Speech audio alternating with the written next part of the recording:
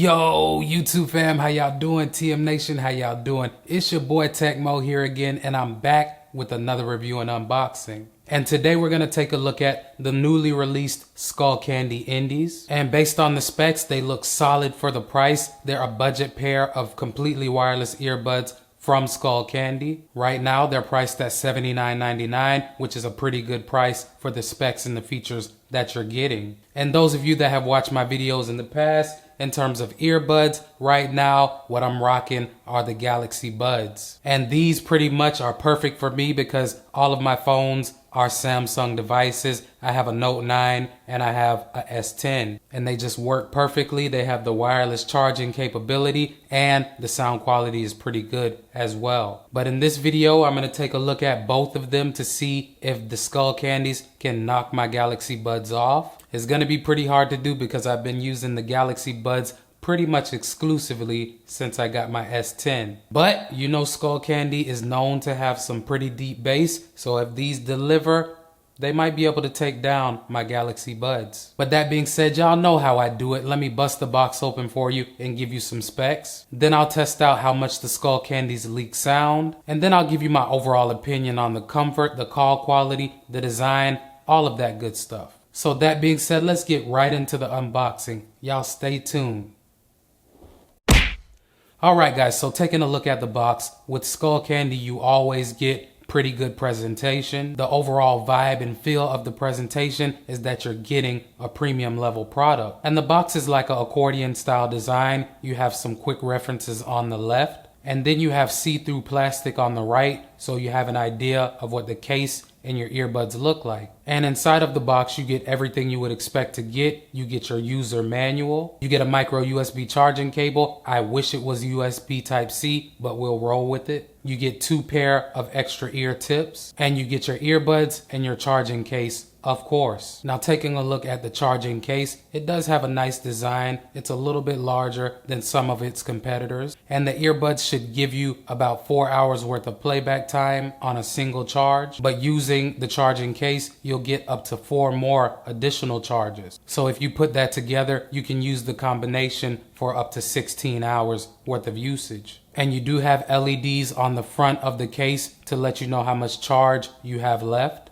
And like I was saying, the charging case is a little bit on the larger size, but it's definitely still pocketable. I don't know, is pocketable a word? If not, TM Nation, we just made it a word. Y'all know what I mean. But charging the earbuds is effortless. You just place them into the charging case. The ends are magnetic, so they'll be sucked right in. You won't have to fidget with anything. Now taking a look at the earbuds, they are a nice size, but they are going to fit deeper into your ear canal than some other earbuds. That should help drown out some of your ambient noise and push some of that bass and sound into your ears. They're definitely going to fit deeper into your ears than the AirPods, but when you compare them to the Galaxy Buds, they're pretty similar. Now it's important for me to note this because I wanted to know you cannot wirelessly charge the charging case. Unlike the case with my Galaxy Buds, the Skullcandies do not have the capability of wireless charging. That's definitely a bummer, and it's a feature that I wish the Skullcandies had, but they are cheaper, so I won't knock them too hard. With the Skullcandies, we'll just have to use old school wires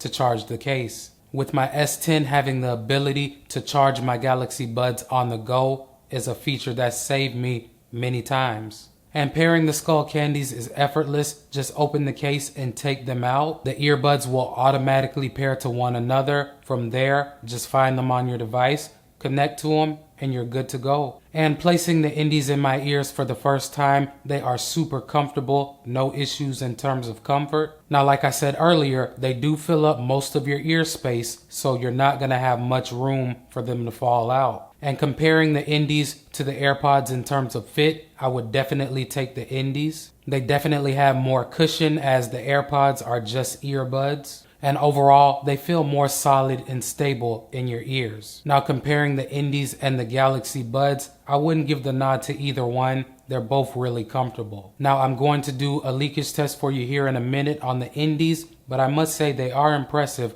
with the leakage. Having the volume up 100%, they don't leak much sound. They pretty much push all of the sound down into your ears.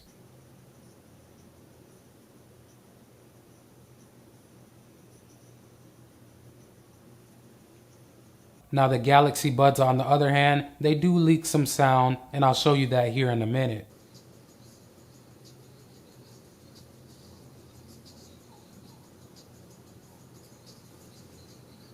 And you do have all of your playback controls with the Indies. You can pause and play, track forward, track back. You can adjust your volume up and down. And you can also hang up calls and pick up calls as well. And they operate by touch controls. So far, the touch controls have been pretty accurate. I haven't had many issues. You do have to make sure that you have your finger in the right spot. But once you get a feel for where you need to touch, you'll be all set. The Indies are also water and sweat resistant. I went for a jog this morning.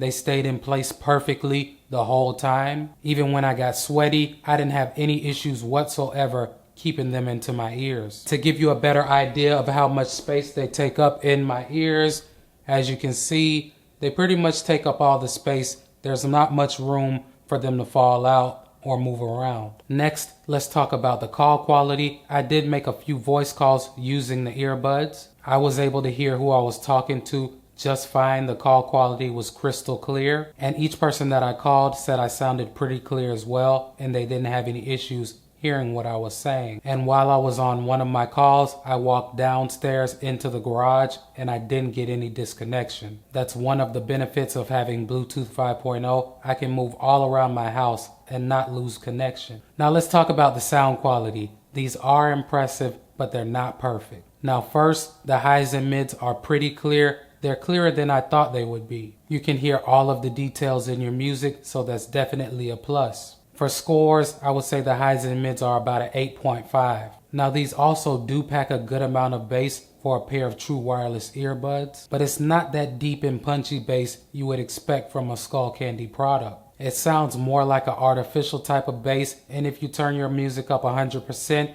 it's definitely going to distort. So I'm a little bit disappointed with the bass, but overall, if you don't turn it up all the way, you should be okay. For the bass score, I would give these an 8.5, but turning them all the way up and getting that distortion is going to knock them down to about a 7.5.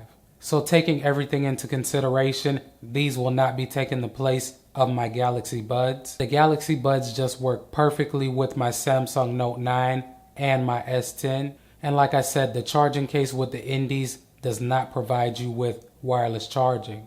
That's definitely a feature I love to have if I'm on the go. With the Indies, you won't be able to charge the case on the go unless you have a power bank with you and a USB cable. The Galaxy Buds, on the other hand, I can put my S10 into power share mode and place them on my phone. But taking everything into consideration, the Indies are pretty solid for the price. At $79.99, they're about $50 cheaper than the Galaxy Buds. But let me give you a couple features of why you would pick the Galaxy Buds. Out of these two earbuds, you would pick the Galaxy Buds if you own a Samsung device. If you own any of the Galaxy phones, you're probably going to want to go for the Galaxy Buds. They pair to all of your Galaxy phones very quickly and simply as well. And you can't forget that you also have the Galaxy app that you can use to customize your sound and your controls as well. The Galaxy Buds are also going to give you a little bit more playback time at 6 hours per charge. And the sound that the Galaxy Buds produces is more well-rounded. They don't have as much bass,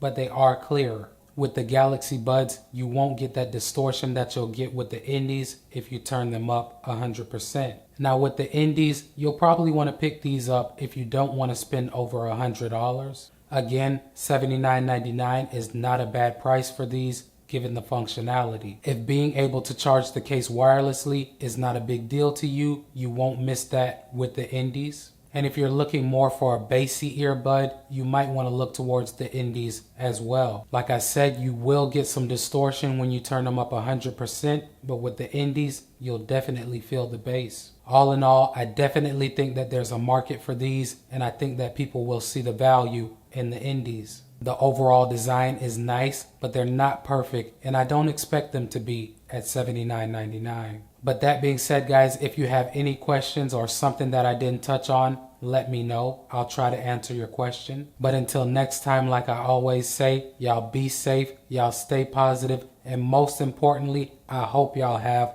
a great day. I appreciate y'all watching. It's your boy Tech Mo, and I'm out. Peace. Hit that subscribe button and knock that notification bell out so you don't miss any of my uploads. Welcome to TM Nation. Peace.